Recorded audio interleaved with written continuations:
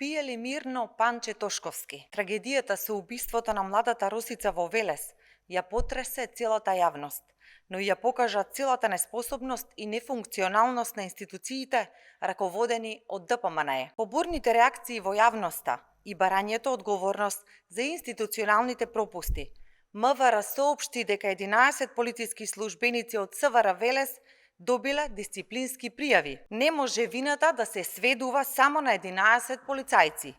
На толку многу пропусти, каде се началниците и командирите? Каде се функционерите? Зошто тие се заштитени?